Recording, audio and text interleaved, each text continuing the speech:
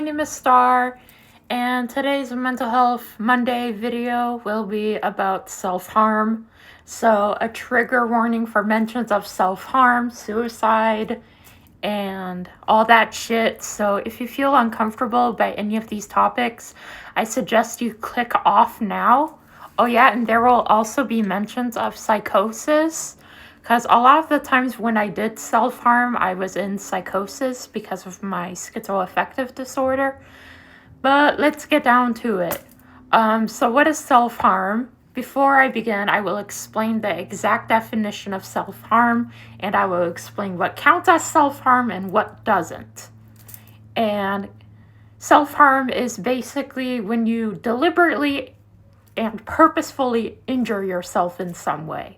That is what self-harm is. There's a lot of things, like self-harm is an umbrella term that describes self-injurious behaviors. So it could be pulling your hair out, it could be picking your skin, it could be cutting, it could be burning, it could be pinching or bruising. Basically anything that leaves a mark. Either short-term marks or long-term marks. Basically anything that harms the body. And yes, substance abuse does count as self-harm as well. That's why substance abuse disorder is technically considered a form of self-harm medically, because it is injuring the body in some way. So that is what self-harm is. Now, what self-harm isn't is any involuntary actions, such as having a tic that you hit yourself. That is not self-harm, because self-harm has to be conscious and deliberate and purposeful. That is what self-harm is. Now, a lot of you guys might be wondering, Star, what kind of self-harm did you did? Well, I have burned myself. I've pulled out my own hair. I've picked my skin. I have pulled out my eyelashes and eyebrows.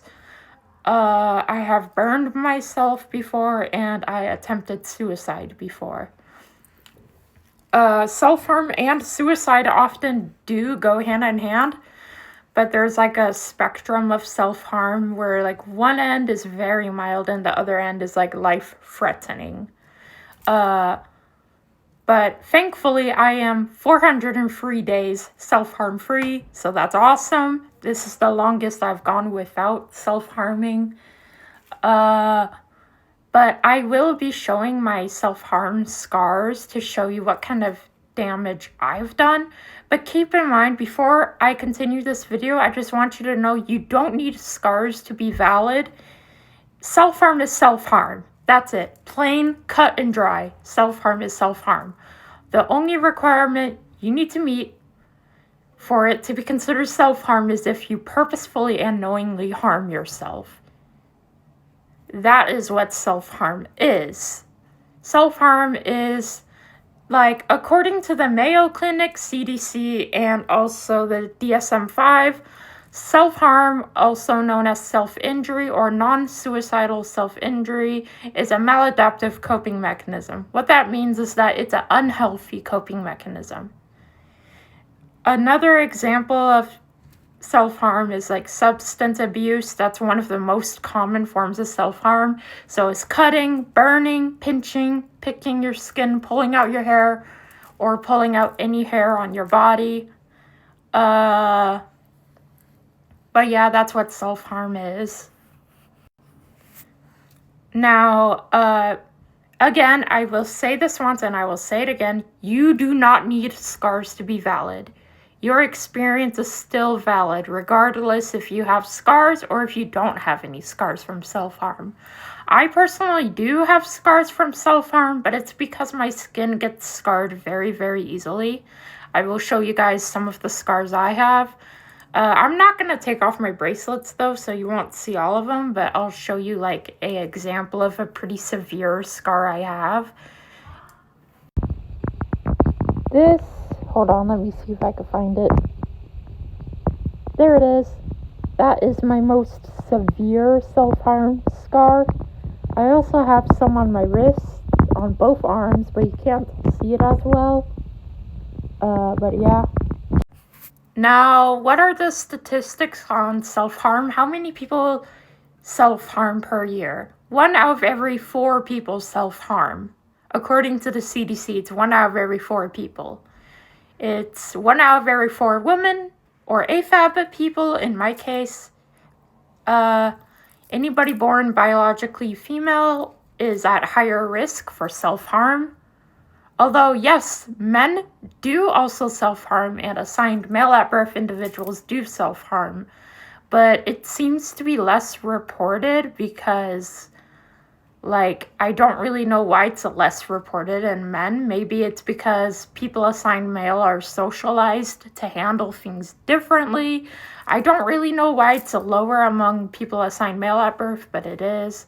However, self-harm, there is a higher chance of you becoming a self-harm addict if you are LGBT, disabled, POC, or if you've had past trauma or you've had mental disorders. Well, let's be real, the majority of people who self-harm or have self-harmed have some sort of mental illness of some kind. One of the most common causes of self-harm is depression or anxiety or OCD. In my case, my self-harm was caused by my autism because some autistic people do a behavior called pain stimming. And what pain stimming is that autistic people use physical pain to regulate their body and mind. Before I keep talking about how people use self-harm to cope with stuff, please don't self-harm. Please don't ever do it. Once you start self-harming, it's damn near impossible to stop. I am extremely lucky that I made it to 403 days clean, basically a year. On May 23rd, I think, I will be 14 months clean, I think. I don't know. But anyway.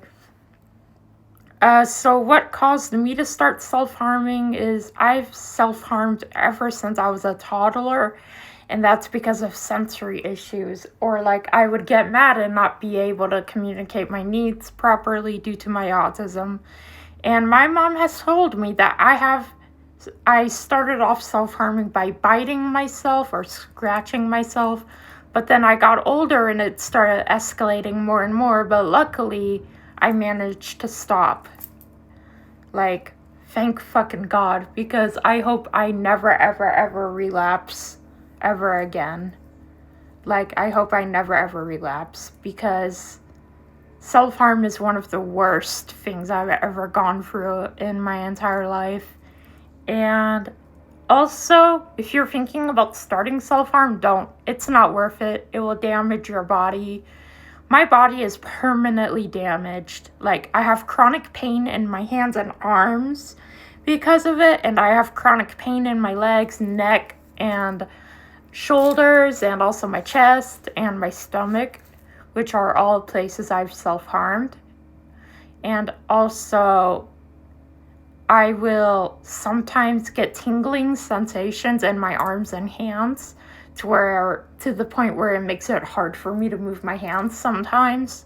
So please don't ever start self-harm. It's not worth it, and you're gonna lose more than you'll gain from it. Because of my self-harm, I lost the majority of my friends. I've had people in public be very mean and judgmental to me because of my scars. I even had people compare me to a sexual masochist, which here's one thing that's very clear. The majority of people who self-harm do not do it for sexual purposes. The majority of us don't do it for sexual purposes. We don't get off on it most of the time. There are rare and severe cases where, yes, some people do get off on it. But in my case and many other people's case, most people do not get off on self-harm. In fact, a lot of us hate the fact that our mind is addicted to self-harm. Now, here are the most common myths about self-harm is that all people who self-harm do it for attention. That is not always the case. Although there are some cases of self-harm like where it is competitive, kind of like how anorexic people will compete with each other to see who could become the thinnest.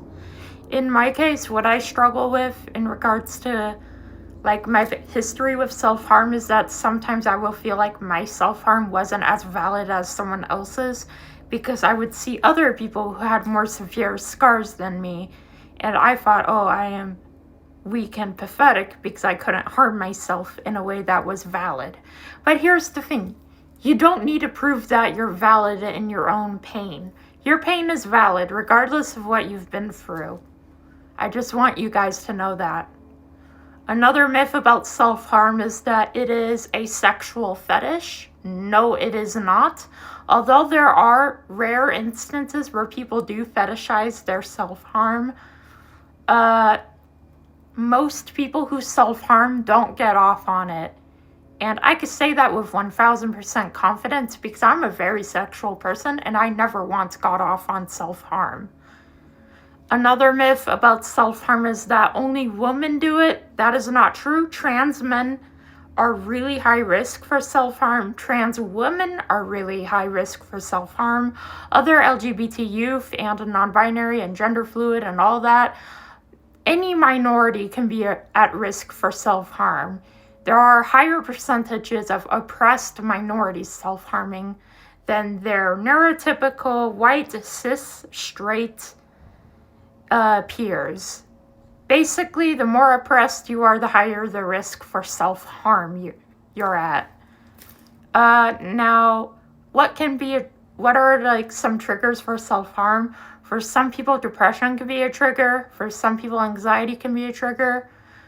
Almost anything can trigger self-harm. It could be like, for example, there's a lot of individuals with PTSD who use self-harm to cope with trauma. In my case, my autism, like being overstimulated or going into psychosis, triggers my self-harm. That is my experience, but I highly recommend doing your own research about this topic.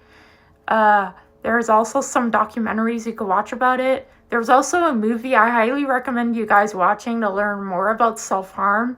A couple movies that I highly recommend watching if you want to know more about self-harm is Girl Interrupted, Painful Secrets, The Virgin Suicides, and also Feed to the Bone. And yeah, those are some movies I highly recommend watching if you want to know more about what self-harm and eating disorders are like. What's really scary is that the statistics for the amount of people who self-harm keep raising higher and higher. In the early 2000s, 1 out of every 200 people self-harmed. Now it's 1 out of every 4 people self-harm. And that is really scary to think about. What's even more scary is that there is an online culture where people will glamorize self-harm. As someone who has dealt with self-harm for over 11 years of my life, please don't do it. It's not worth it. You're gonna ruin your body if you do it.